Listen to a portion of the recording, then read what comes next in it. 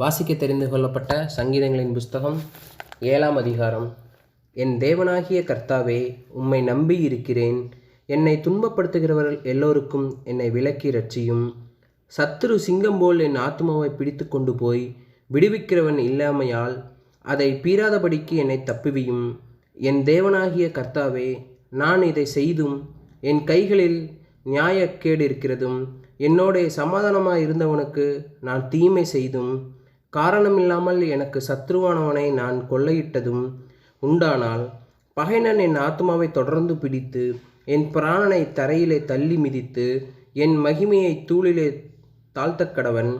கர்த்தாவே, நீர் உம்முடைய கோபத்தில் எழுந்திருந்து என் சத்துருக்களுடைய மூர்க்கங்களின் நிமித்தம் உம்மை உயர்த்தி எனக்காக விழித்து கொள்ளும். நியாய தீர்ப்பை நியமித்திருக்கிறீரே. ஜனக்கூட்டம் உம்மை சூழ்ந்து கொள்ளும். அவர்களுக்காக திரும்பவும் உன்னதத்திற்கு எழுந்தருளும்.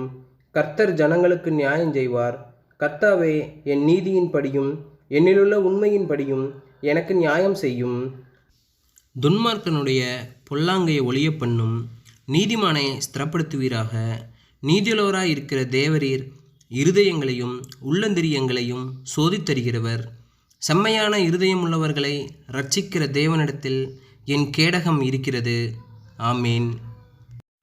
வாசிக்க தெரிந்து கொள்ளப்பட்ட முதலாம் வேதபாடம் ஆதியாகமம் 45ஆம் அதிகாரம், வசனங்கள் 1-11 வரை. அப்பொழுது யோசேப்பு தன் அருகே நின்ற எல்லோருக்கும் முன்பாக தன்னை அடக்கி கொண்டிருக்க கூடாமல், யாவரையும் என்னை விட்டு வெளியே போக பண்ணுங்கள் என்று கட்டளையிட்டான். யோசேப்பு தன் சகோதரருக்கு தன்னை வெளிப்படுத்துகையில் ஒருவரும் அவன் அருகில் நிற்கவில்லை. அவன் சத்தமிட்டு அழுதான். அதை எகிப்தியர் கேட்டார்கள். பார்வோனின் வீட்டாரும் கேட்டார்கள். யோசேப்பு தன் சகோதரரை பார்த்து, நான் யோசேப்பு, என் தகப்பனார் இன்னும் உயிரோடு இருக்கிறாரா என்றான்.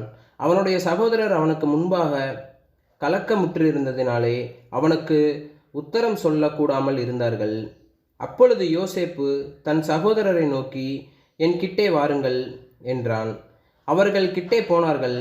அப்பொழுது அவன், நீங்கள் எகிப்துக்கு போகிறவர்களிடத்தில் விற்று போட்ட உங்கள் சகோதரனாகிய யோசேப்பு நான் தான்.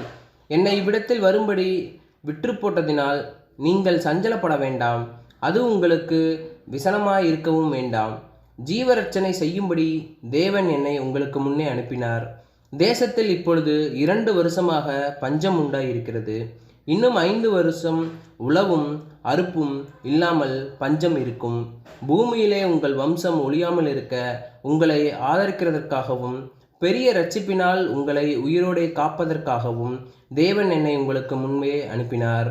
ஆதலால் நீங்கள் அல்ல, தேவனே என்னை இவ்விடத்துக்கு அனுப்பி என்னை பார்வோனுக்கு தகப்பனாகவும் அவர் குடும்பம் அனைத்திற்கும் கர்த்தனாகவும் எகிப்து தேசம் முழுவதுக்கும் அதிபதியாகவும் வைத்தார். நீங்கள் சீக்கிரமாக என் தகப்பனிடத்தில் போய், தேவன் என்னை எகிப்து தேசம் முழுவதுக்கும் அதிபதியாக வைத்தார், என்னிடத்தில் வாரும், தாமதிக்க வேண்டாம். நீரும் உம்முடைய பிள்ளைகளும் அவர்களுடைய பிள்ளைகளும் உம்முடைய ஆடு மாடுகளோடும் உமக்கு உண்டாயிருக்கிற யாவற்றோடும் கோசே நாட்டில் வாசம் பண்ணி என் சமீபத்தில் இருக்கலாம். உமக்கும் உம்முடைய குடும்பத்தாருக்கும் உமக்கு இருக்கிற யாவற்றிற்கும் வறுமை வராதபடி அங்கே உம்மை பராமரிப்பேன். இன்னும் 5 வருஷம் பஞ்சம் இருக்கும் என்று உம்முடைய குமாரனாகிய யோசேப்பு சொல்லச் சொன்னான் என்று சொல்லுங்கள். வாசிக்க தெரிந்து கொள்ளப்பட்ட முதலாம் வேதபாடம் வாசித்து முடிந்தாயிற்று. தேவனே, உமக்கே மகிமை உண்டாவதாக. வாசிக்க தெரிந்து கொள்ளப்பட்ட 2ஆம் வேதபாடம் மத்தேயு எழுதின சுவிசேஷம் 5ஆம் அதிகாரம், வசனங்கள் 20-26 வரை. வேத பாரகர் பரிசேயர் என்பவர்களுடைய நீதியிலும் உங்கள் நீதி அதிகமாயிராவிட்டால் பரலோக ராஜ்யத்தில் பிரவேசிக்க மாட்டீர்கள் என்று உங்களுக்கு சொல்லுகிறேன். கொலை செய்யாதிருப்பாயாக என்பதும் கொலை செய்கிறவன் நியாய தீர்ப்புக்கு ஏதுவாய் இருப்பான் என்பதும் பூர்வத்தாருக்கு உரைக்கப்பட்டதென்று கேள்விப்பட்டிருக்கிறீர்கள். நான் உங்களுக்கு சொல்கிறேன், தன் சகோதரனை நியாயமில்லாமல் கோபித்துக் கொள்பவன் நியாய தீர்ப்புக்கு ஏதுவாய் இருப்பான். தன் சகோதரனை வீண் என்று சொல்லுகிறவன் ஆலோசனை சங்க தீர்ப்புக்கு ஏதுவாய் இருப்பான். மூடனே என்று சொல்லுகிறவன் எரிநரகத்துக்கு ஏதுவாய் இருப்பான். ஆகையால் நீ பலிபீடத்தினிடத்தில் உன் காணிக்கையை செலுத்த வந்து உன் பேரில் உன் சகோதரனுக்கு குறை உண்டென்று அங்கே நினைவு கூறுவாயாகில் அங்கேதானே பலிபீடத்தின் முன் உன் காணிக்கையை வைத்துவிட்டு போய் முன்பு உன் சகோதரனோடே ஒப்புரவாகி பின்பு வந்து உன் காணிக்கையை செலுத்து. எதிராளி உன்னை நியாயாதிபதியினிடத்தில் ஒப்புக்கொடாமலும் நியாயாதிபதி உன்னை சேவகனிடத்தில் ஒப்புக்கொடாமலும் நீ சிறைச்சாலையில் வைக்கப்படாமல் இருக்கும்படியாக நீ உன் எதிராளியோடு வழியில் இருக்கும்போதே சீக்கிரமாய் அவனுடனே நல்ல மனம் பொருந்தாவிட்டால் நீ ஒரு காசும் குறைவின்றி கொடுத்து தீர்க்கு மட்டும் அவ்விடத்திலிருந்து புறப்பட மாட்டாய் என்று மெய்யாகவே உனக்கு சொல்லுகிறேன். ஆமேன்.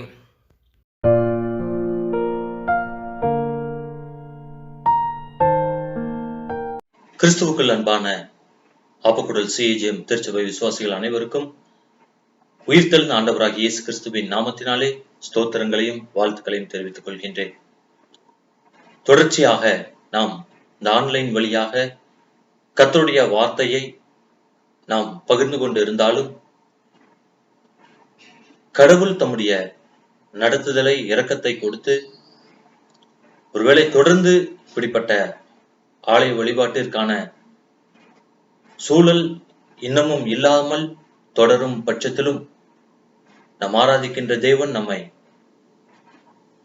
நம்முடைய விசுவாசத்தை வர்த்திக்க செய்ய, தப்புவிக்க, பொல்லாங்குக்கு நம்மை விலக்கி பாதுகாக்க அவர் வல்லவராய் இருக்கிறார். ஒன்றை குறித்தும் கவலைப்படாமல் எல்லாவற்றையும் குறித்து ஸ்தோத்திரத்தோட கூடிய ஜெபத்தினாலும் வேண்டுதலினாலும் பிதாவுக்கு தெரியப்படுத்துங்கள்.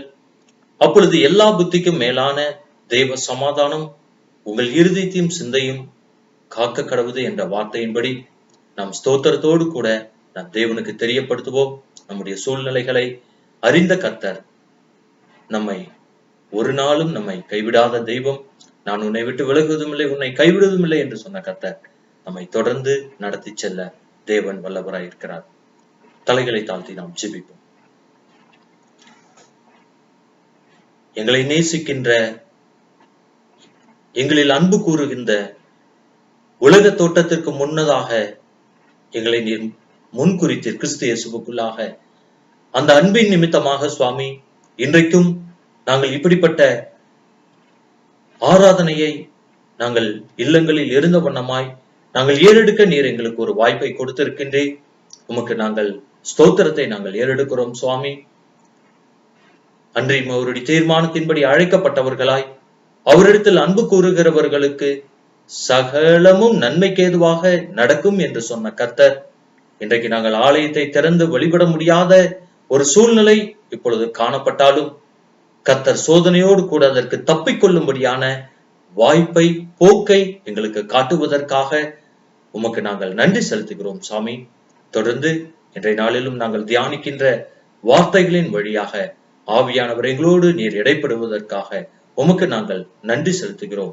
உம்முடைய ஜீவனுள்ள வார்த்தைகள் ஆண்டவரே கண்மலையை உடைக்கின்ற சம்மட்டியாய் இருப்பதற்காக நாங்கள் ஸ்தோத்திரத்தை ஏறெடுக்கிறோம். தயவாய் வழி நடத்தும். இயேசு கிறிஸ்துவின் ஈடு இணையற்ற இன்ப நல்ல நாமத்தில் ஜெபிக்கிறோம் எங்கள் நல்ல பிதாவே, ஆமென். கிறிஸ்துவுக்குள் அன்பானவர்களே, இன்றைய நாட்களில் நாம் பார்க்கின்ற பொழுது ஒருவேளை எல்லாரும் இன்றைக்கு வீடுகளில் இருக்கக்கூடிய அநேகர் வேலை இழந்த சூழ்நிலை, ஒருவேளை சரியான வேலை கிடைக்காமல், அப்படியே வேலை கிடைத்தாலும் அந்த முழுமையான அந்த வருவாய் கிடைக்காத பல இக்கட்டான சூழ்நிலையில் அநேகர் இன்னைக்கு இருக்கிறதை நாம் காண முடிகிறது. ஒருவேளை அது வெளியே மற்றவர்கள் சொல்லாமல் இருக்கலாம், ஆனால் நிலைமையை கர்த்தர் அறிந்திருக்கின்றார். இப்படிப்பட்ட சூழ்நிலையில் நாம் எப்படிப்பட்ட செயல்களை நாம் செய்கிறோம்? இதுதான் ரொம்ப முக்கியமான கட்டம். ஒருவேளை இதெல்லாம் நமக்கு ஒரு சோதனை காலமாக கூட எடுத்துக்கொள்ளலாம். சோதனை காலம் என்று சொல்லும் பொழுது, நான் சோதிக்கப்பட்ட பின்பு சுத்த பொன்னாய் விளங்குவேன் என்று சொன்ன அந்த வார்த்தையின்படி இந்த சோதனையில் நாம் பொன்னாக விளங்குகிறோமா என்பது முக்கியமான காரியம். அது இன்றைக்கு உடனே வருகின்ற காரியம் அல்ல. நாம் எப்படிப்பட்ட வார்த்தைகளினால், கர்த்தருடைய வார்த்தையினால் நிரப்பப்பட்டு நாம் சாரம் உள்ளவர்களாக இருக்கிறோம் என்பதின் அடிப்படையில் தான் அந்த சோதனையில் அது விளங்கும்.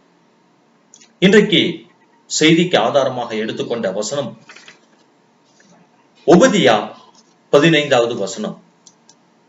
இந்த ஒபதியா பகுதி வேதாகமத்தில் பழைய ஏற்பாட்டில் ஒரே அதிகாரம் உள்ள ஒரு சிறிய பகுதியாக காணப்படுகின்றது. இதுல அந்த 15வது வசனத்தினுடைய பிற்பகுதியில் நாம் பார்க்கின்ற பொழுது, நீ செய்தபடியே உனக்கும் செய்யப்படும், உன் செய்கையின் பலன் உன் தலையின் மேல் திரும்பும். நீ செய்தபடியே உனக்கு செய்யப்படும். இந்த நாட்களில் நாம் என்ன செய்கிறோமோ, நாம் செய்ததுதான் நமக்கு திரும்பவும் செய்யப்படும் என்று சொல்லி பார்க்கிறோம். ஒருவேளை நான் இன்னைக்கு சூழ்நிலை நிமித்தமாக நாம் எப்படி வேண்டுமானாலும் நாம் நடந்து கொண்டிருக்கலாம், செயல்பட்டு கொண்டிருக்கலாம். ஆனா ஒன்றை நாம் தெரிந்து கொள்ள வேண்டும், நான் செய்வது எதுவோ அதுதான் எனக்கு திரும்ப செலுத்தப்படும். இதனுடைய பின்னணியில் நாம் பார்க்கும் பொழுது, ஏதோமியர் என்று சொல்லக்கூடிய மக்கள் யார் என்று சொன்னால், அது ஒரு கூட்ட மக்கள் இருக்கின்றார்கள். இந்த ஏதோமியர் எப்படிப்பட்டவர், யார் என்று சொன்னால், ஈசாக்கினுடைய மூத்த மகனாகிய ஏசாவின் வழி வந்தவர்கள் ஏதோமியர் என்று சொல்லப்படுகிறது. இந்த ஏசாவினுடைய வழிவந்த ஏதோமியர் யூதர்களை, தன்னுடைய சகோதரனாகி இஸ்ரேல் யாக்கோபை, அந்த இஸ்ரவேலரோடு கூட பல முறை யுத்தங்களை நடத்துகின்ற, ஒரு எதிர்த்து செயல்படுகின்ற மக்களாக இருக்கின்றார்கள். இப்படிப்பட்ட மக்களுடைய செய்கைக்கு தக்கபடியே உனக்கு செய்யப்படும் என்று சொல்லி அந்த பகுதியில் சொல்லப்படுகிறது. இந்த காரியத்தில் இன்னும் ஒரு 17வது வசனத்திலிருந்து 21வது வசனம் வரைக்கும் உள்ள பகுதியில் பார்க்கும் பொழுது, கர்த்தரை யாரெல்லாம் அண்டிக் கொள்கின்றார்களோ அவர்களுக்கு வரக்கூடிய நன்மை, அவர்களுக்கு வரக்கூடிய பாதுகாப்பை குறித்து அந்த பகுதியில் சொல்லப்படுவதை பார்க்கிறோம். அப்போ ஒன்றை நாம் தெரிந்து கொள்ள வேண்டும், கர்த்தரை அண்டிக் கொண்டால் கிடைக்கின்ற பாதுகாப்பு. கர்த்தருடைய ஜனங்களுக்கு எதிராக செயல்படுகின்ற பொழுது கர்த்தர் தம்முடைய ஜனத்திற்காக வைராக்கியம் பாராட்டி அங்கு நியாய தீர்ப்பு செய்வதை பார்க்கிறோம். இன்னும் இதனுடைய காரியங்களில் நாம் ஆழமாய் பார்க்கின்ற பொழுது ஒரு காரியம், உலகம் முழுவதுமே அந்த நியாய தீர்ப்பு நாளுக்கு இன்றைக்கு எதிர்கொண்டு சென்று கொண்டிருக்கின்றோம். அப்ப அந்த நியாய தீர்ப்பு நாளில் எந்த ஜாதியாக, அது ஜாதி என்று சொல்லும் பொழுது நேஷன், ஒவ்வொரு மக்களுக்கும் விரோதமாக, அது எல்லா ஜாதியாருக்கும் விரோதமாக கர்த்தருடைய நாள் வருகிறது என்று சொல்லப்படுவதை பார்க்கிறோம். அப்போ எல்லாருக்கும் விரோதமா வருதுன்னா அந்த நீதி அநியாயமான நீதி அல்ல. இன்றைக்கு மக்கள் செய்த செயல்களினுடைய, அவர்கள் செய்த செயலினுடைய பிரதிபலனாகத்தான் இந்த நியாய தீர்ப்பு எதிராக வருகிறது என்று சொல்லி பார்க்கிறோம். இன்றைக்கு ஆண்டவருடைய வருகையை எதிர்நோக்கி காத்து கொண்டிருக்கின்ற கிறிஸ்தவ ஜீவியத்தில் இன்றைக்கு ஆண்டவருடைய நியாய தீர்ப்பு நாளில் நாம் எப்படிப்பட்டவர்களாக நிற்கிறோம், நம்முடைய செயல்கள் இன்றைக்கு எப்படிப்பட்டதாக இருக்கிறது சிந்தித்து பார்ப்போம். ஒருவேளை நம்ம நல்லா பொருளாதாரத்திலும் நமக்கு எல்லாம் உறவுகள் எல்லாம் நல்லா இருக்கும் பொழுது நாம் கர்த்தருக்குள் சந்தோஷமாய் இருப்பது பெரிய காரியம் அல்ல. நமக்கு எதிரான சூழ்நிலைகள் இருக்கின்ற பொழுது, பொருளாதாரத்தில் நாம் ஒரு கஷ்டமான, ஒரு கடினமான பாதையை செல்லும் பொழுது நாம் எப்படிப்பட்ட நடக்கை உள்ளவர்களாக நாம் நடந்து கொண்டு இருக்கிறோம் என்பதை சிந்தித்து பார்க்க வேண்டும். இன்றைக்கு குடும்பங்களில் பார்க்கும் பொழுது நன்றாய் சமாதானமாய் இருந்த குடும்பங்கள் இன்றைக்கு ஒருவருக்கு விரோதமாக ஒருவர் எழும்பக்கூடிய ஒரு சூழ்நிலைகள் இன்றைக்கு அநேக குடும்பங்களில் இன்றைக்கு நடந்து கொண்டிருக்கிறது.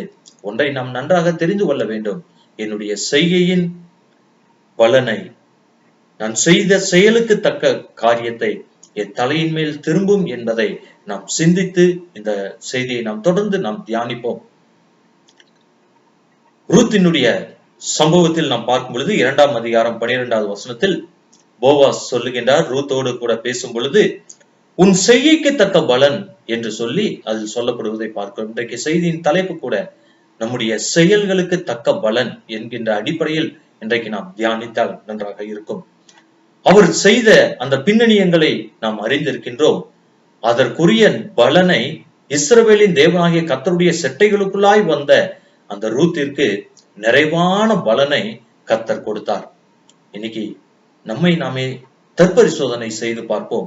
இதற்கு ஆதாரமாக முதலாவதாக நாம் பார்க்கக்கூடிய வேதத்தில் பார்க்கும் பொழுது ஆதியாகமம் 37ஆம் அதிகாரத்தில் 33வது வசனத்தை நாம் பார்க்கின்ற பொழுது இங்கு ஒரு சம்பவம் சொல்லப்படுகிறது.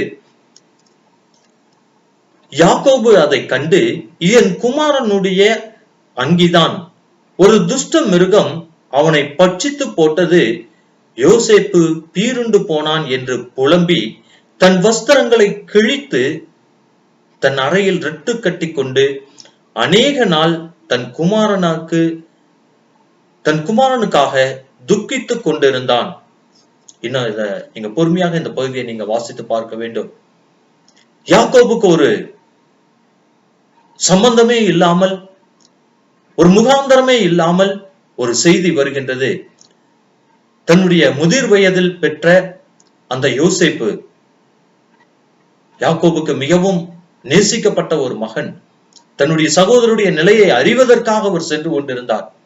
ஆனால் செய்தி திரும்ப வரும் பொழுது யோசேப்பு வரவில்லை. அவர் தரித்திருந்த பலவருண அங்கிதான் வந்தது. அதுவும் இரத்த கரையோடு கூட வந்தது. இது உம்முடைய குமாரனுடையதா என்று சொல்லி அவர் சகோதரர்கள் அனுப்பி அந்த வஸ்திரத்தை பார்க்கும் பொழுது அது தன்னுடைய குமாரனுடையதுதான் என்று சொல்லி யாக்கோபு புலம்பி அழுகின்றார். நான் நரைத்த முடியோடு கூட நான் பாதாளத்திற்கு தான் செல்ல வேண்டும் என்று சொல்லி அவர் மிகவும் அழுது கொண்டிருந்தார் என்று சொல்லி பார்க்கின்றோம். அந்த 38வது வசனத்துல தன்னுடைய குமாரர் எல்லாரும் வந்து எவ்வளவுதான் தன்னுடைய தகப்பனுக்கு ஆறுதல் சொன்னாலும் அவர் அதை தட்டுதல் பண்ணிவிட்டார் என்று சொல்லி அவர்களுக்கு ஆறுதலுக்கு இடம் கொடுக்காமல் நான் துக்கத்தோட என் குமாரன் இடத்தில் பாதாளத்தில் இறங்குவேன் என்றான். இவ்விதமாய் அவனுடைய தகப்பன் அவனுக்காக அழுது கொண்டிருந்தான். வயதான காலத்துல பெற்றோருடைய நிலை தன்னுடைய பிள்ளைகளை குறித்து மகிழ்ச்சி அடையணும். ஆனா இப்படிப்பட்ட ஒரு செய்தி அந்த யாக்கோபை மிகவும் கலங்க பண்ணின ஒரு காரியமா இருக்கிறது. இதனுடைய மேலோட்டமாய் நாம் பார்க்கின்ற பொழுது இது ஒரு யதார்த்தமாக நடந்த சம்பவமாக இருக்கலாம். ஆனால் இதனுடைய பின்னணியத்தை நாம் பார்க்கும் பொழுது இதிலேயே 34வது வசனத்தில் பார்ப்போம். தன்னுடைய வஸ்திரத்தை அவர் கிழித்து கொண்டு அவர் அழுகக்கூடிய காரியத்தை சொல்லப்படுகிறது. ஆதியாகமம் 27ஆம் அதிகாரம் அந்த 15வது வசனத்தில் நாம் பார்க்கின்ற பொழுது அங்கு ரெபெக்காள் ஒரு காரியத்தை செய்கின்றார். தன்னுடைய மகனாகிய யாக்கோபின் இடத்தில் சொல்லுகின்றார், உன் தகப்பன் ஏசாவு மூத்த மகனாகிய ஏசாவிற்கு ஆசீர்வாதத்தை தருகின்றார், அதை நீ வாங்கிக்கொள் என்று சொல்லி தன்னுடைய மூத்த மகனாகிய ஏசாவினுடைய நல்ல வஸ்திரத்தை எடுத்து யாக்கோபுக்கு கொடுத்து தன் தகப்பன் இடத்தில் அனுப்பக்கூடிய ஒரு செயல் நடைபெறுவதை பார்க்கிறோம். வாலிப பிராயத்தில் செய்த செயலினுடைய விளைவு இந்த முதிர் வயதில் அவருடைய வாழ்வில் நடைபெற்றது. தன்னுடைய வஸ்திரத்தை கிழித்து கொண்டது மாத்திரமல்ல, ஒரு துக்கத்தோடு கூட தன்னுடைய வாழ்நாளை கழிக்கக்கூடிய நிலையை கர்த்தர் யாக்கோபுக்கு கட்டளையிட்டிருந்தார். காரணம் பார்க்கும் பொழுது அந்த 34வது வசனம் ஆதியாகமம் 27 34வது வசனத்தில் பார்க்கின்ற பொழுது ஏசா தன் தகப்பனுடைய வார்த்தைகளை கேட்ட உடனே மிகவும் மனம் கசந்து உரத்த சத்தமிட்டு அலறி என்று சொல்லப்படுவதை பார்க்கின்றோம். அப்போ அவருடைய காரியம் தன்னுடைய யாக்கோபு செய்த செயலின் நிமித்தமாக ஏசா தன்னுடைய வஸ்திரங்களை கிழித்து கொண்டு மிகவும் அழுகக்கூடிய உரத்த சத்தமிட்டு அழுகக்கூடிய காரியம் நடைபெறுகிறது. இந்த 38வது வசனத்தில் பார்க்கும் பொழுது கடைசியாக என்னை ஆசீர்வதியும் என்று சொல்லி ஏசா சத்தமிட்டு அழுதான். ஒருவேளை ஏசாவினுடைய அந்த சத்தம், ஒருவேளை கர்த்தர் ஒருவரை தெரிந்து கொண்டார், ஒருவனை தெரிந்து கொள்ளாமல் போனார் என்று சொல்லி யாக்கோபு ஏசாவை குறித்து சொல்லப்பட்டிருந்தாலும் இந்த அழுகையின் சத்தம் தேவ சமூகத்தில் எட்டாமல் இல்லை என்று சொல்லி பார்க்கிறோம். அன்று செய்த செயலுக்கு தக்க பலன் இந்த நாளில் நடைபெறுவதை நாம் அறிந்து கொள்ள முடிகிறது. அப்போ நம்முடைய செயல்களுக்கு தக்க பலனை கர்த்தர் நிச்சயமாய் இந்த உலக வாழ்க்கையில் நடத்தி தருவார். ஆகவே நம்முடைய செயல்களை குறித்து மிகவும் எச்சரிக்கையா இருக்க வேண்டியது அவசியமாய் இருக்கிறது. அடுத்ததாக இந்த யோசேப்பினுடைய வாழ்வில் இன்னும் ஒரு காரியத்தை நாம் தெரிந்து கொள்ள வேண்டும் என்று சொன்னால், தன்னுடைய சகோதரர்கள் வரும் பொழுது அவர்களை பார்த்து அவர்களுக்காக அவர் மனம் அந்த பாசத்தினால் துடிக்கின்றது ஒரு காரியம் நடைபெறுகிறது. அப்ப அங்க சில சம்பவங்கள் எல்லாம் நடைபெறுகிறது. நீங்கள் வேவுக்காரர் என்று சொல்லி அவர்களில் சிறை பிடிக்கின்றார் 3 நாள். அதன் பிறகாக பார்க்கின்ற பொழுது அவர்களை அனுப்பி வைத்து அந்த இளைய மகன் பென்யமீனை அழைத்து கொண்டு வர சொல்லுகின்றார். அப்பொழுது அவர்கள் சொல்லக்கூடிய அந்த காரியம் நமக்கு நன்கு அறிந்த ஒரு காரியம்தான். அன்று நம்முடைய சகோதரனாகிய யோசேப்பு நம்மளிடத்தில் கெஞ்சி கேட்கின்ற பொழுது அவனுக்காக நாம் கொஞ்சமும் இரக்கம் பாராட்டாமல் நாம் இருந்தோம். ஆனால் அதே காரியம் இன்றைக்கு நம்முடைய வாழ்வில் நடந்தது என்று சொல்லி அவர்கள் மிகவும் வேதனைப்படுகின்ற ஒரு காரியமும் நடைபெறுகின்றது. பிறகாக நாம் பார்க்கின்ற பொழுது ஆதியாகமம் 45ஆம் அதிகாரத்தில் அந்த 3வது வசனம் 2-3 வசனங்களில் பார்க்கும் பொழுது அவர் சத்தமிட்டு யோசேப்பு அழுகின்றார். நான் தான் யோசேப்பு என்று சொல்லி அவளை பார்க்கின்ற பொழுது பார்வோன் இடத்தில் அழைத்து சென்று கோசோன் நாட்டில் அவளுக்கு ஒரு சிறந்த இடத்தை கொடுக்கின்றார். இதன் விளைவு பார்க்கும் பொழுது ஜனங்கள் அந்த இடத்தில் பழுகி பெருகினார்கள் என்று சொல்லி நாம் பார்க்கின்றோம்.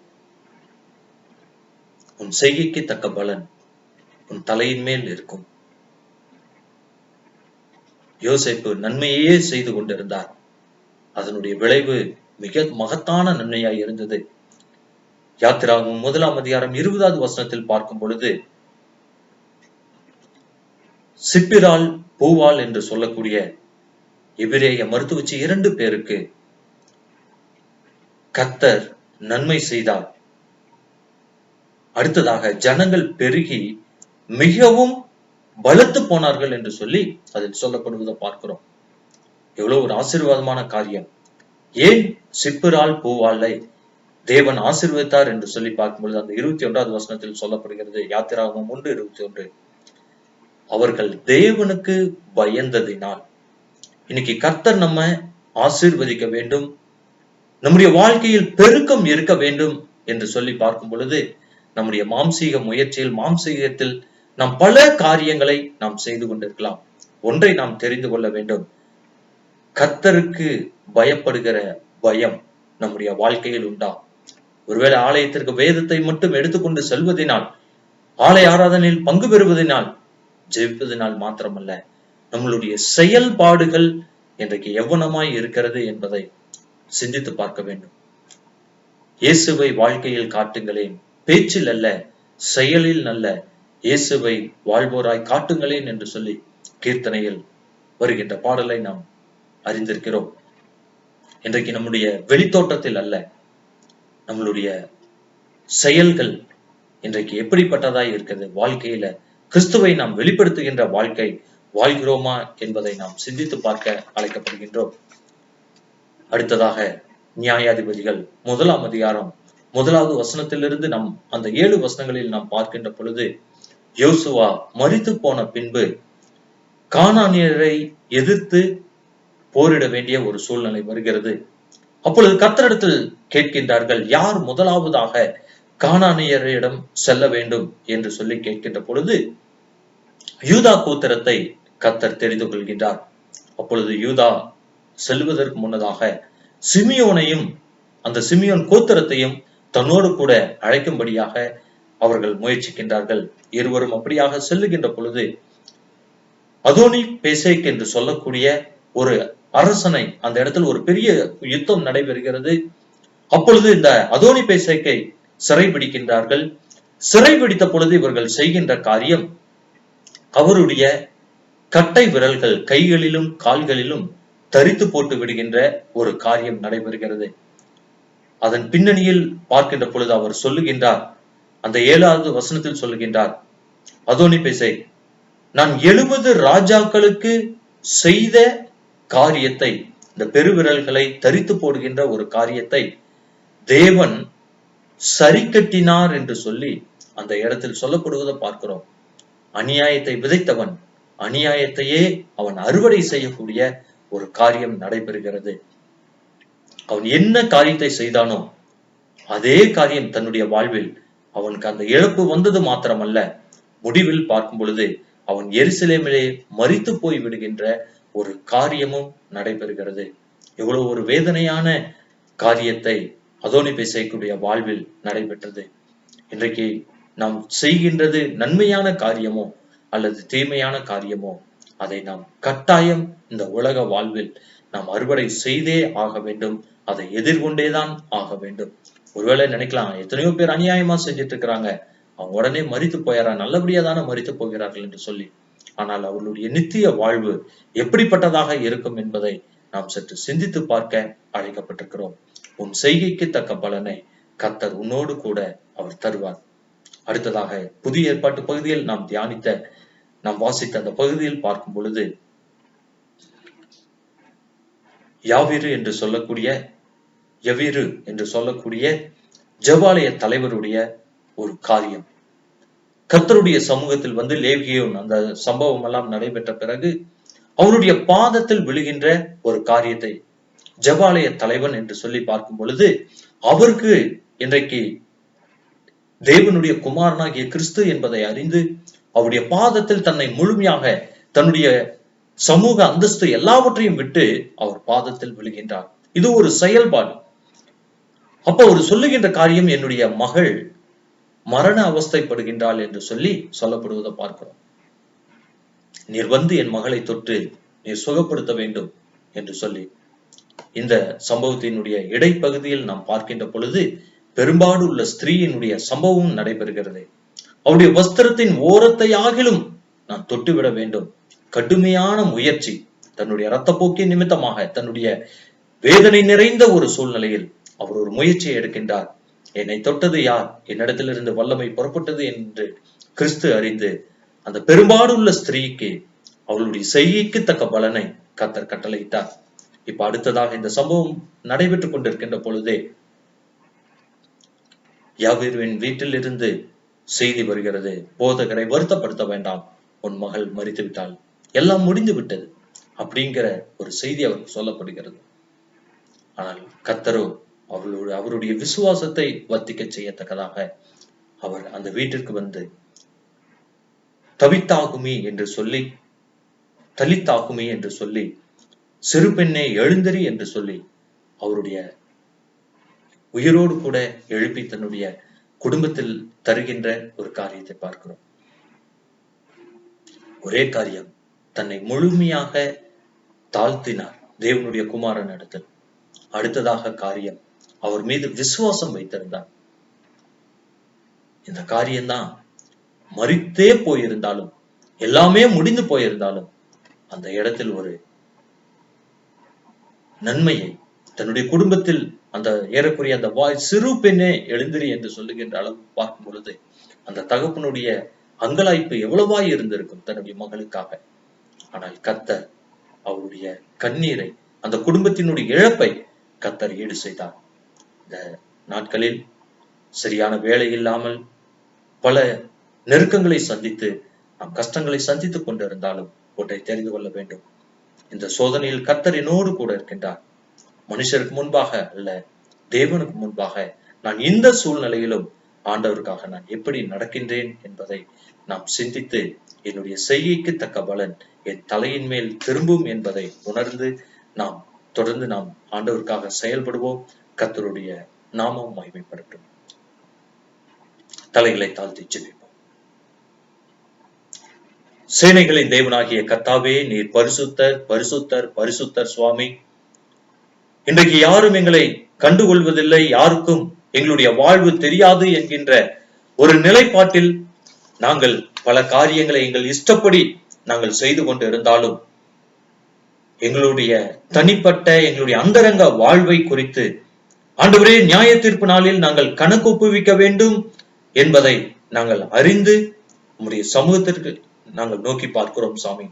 இன்றைக்கு நாங்கள் தியானித்த வேத பகுதியின் வழியாக கர்த்தர் எங்களோடு நீர் இடைப்பட்டு இருக்கிறீர் சுவாமி. இன்றைக்கு உலக பொருளுக்காக நாங்கள் குடும்பங்களுக்குள்ளாக சுவாமி இன்றைக்கு சண்டைகளும் சச்சரவுகளும் மனவேதனைகளும் பிரிவினைகளும் வந்து கொண்டிருக்கின்ற சூழ்நிலையில் எங்களை நாங்களே தற்பரிசோதனை செய்து பார்த்து எங்களுடைய செயல்கள் இன்றைக்கு எப்படியாய் இருக்கிறது, கர்த்தர் எங்களை காண்கின்றவராய் இருக்கிறார் என்ற உணர்வோடு நாங்கள் செயலாற்ற எங்களுக்கு அனுக்கிரகம் செய்து தரலும் சாமி. உங்களுடைய சமூகத்தில் ஒப்புக் கொடுக்கிறோம். இன்றைய சூழ்நிலையில் பார்க்கும் பொழுது இன்னமும் ஆலயம் திறக்க கூடாத ஒரு சூழல்கள் காணப்பட்டாலும் ஆண்டவரே, இந்த சோதனையோடு கூட நீர் எங்களுக்கு தப்பிக்கொள்ளும்படியான போக்கை ஏற்படுத்துகிறேன். அதற்கு நாங்கள் உடன்பட்டு கீழ்ப்படிந்து நாங்கள் தொடர்ந்து செயலாற்ற எங்களுக்கு அனுக்கிரகம் தாரும். இந்த வார்த்தையை கேட்டுக்கொண்டிருக்கிற ஒவ்வொருவருடைய வாழ்விலும் இந்த வசனமானது கணுக்களையும் ஊனையும் உருவச் செல்லத்தக்கதாக, இந்த வார்த்தைகள் கிரியை செய்யத்தக்கதாக அனுக்கிரகம் தந்தருளும். எங்களுடைய நிறைவில் மாத்திரமல்ல, எங்களுடைய மகிழ்ச்சியில் மாத்திரமல்ல, எங்களுடைய குறைவுகளிலும் எங்களுடைய கஷ்ட நஷ்டங்களிலும் நாங்கள் கர்த்தருக்கு உண்மையும் உத்தமமாய் நாங்கள் செயலாற்ற அருள் தாரும். நம்முடைய கரத்தில் தாழ்த்தி ஒப்புக் கொடுக்கிறோம். ஒவ்வொருவருடைய இருதயத்தின் வாஞ்சை விருப்பங்களை கர்த்தர் கிறிஸ்து இயேசுவுக்குள் நிறைவேற்றி தாரும். நம்முடைய வருகைக்கு நாங்கள் ஆண்டவரே ஆயத்தம் உள்ளவர்களாய் மாத்திரமல்ல, உங்களுடைய வருகையில் நாங்கள் மகிழ்ச்சி கொள்ளுகின்றவர்களாக, மகிழ்ச்சியோடு எதிர்கொள்ளுகின்ற கூட்டமாய் அந்த கூட்டத்தில் நாங்கள் ஜீவிக்க அருள் தாரும். எல்லாவற்றையும் உயிர்த்தெழுந்த ஆண்டவராகிய இயேசு கிறிஸ்துவின் வழியாய் கேட்கிறோம் எங்கள் நல்ல பிதாவே, ஆமென். என் ஆத்துமாவே கர்த்தரை ஸ்தோத்திரி, என் முழு உள்ளமே அவருடைய பரிசுத்த நாமத்தை ஸ்தோத்திரி. என் ஆத்துமாவே கர்த்தரை ஸ்தோத்திரி, கர்த்தர் செய்த சகல உபகாரங்களையும் மறவாதே. ஆமென். நம்முடைய கர்த்தராகிய இயேசு கிறிஸ்துவின் கிருபையும் பிதாவாகிய தேவனுடைய அன்பும் பரிசுத்த ஆவியானவருடைய அந்யோன்ய ஐக்கியமும் நம் அனைவரோடும் இன்றும் என்றும் சதா காலமும் நீடித்து நிலைத்திருப்பதாக. ஆமென்.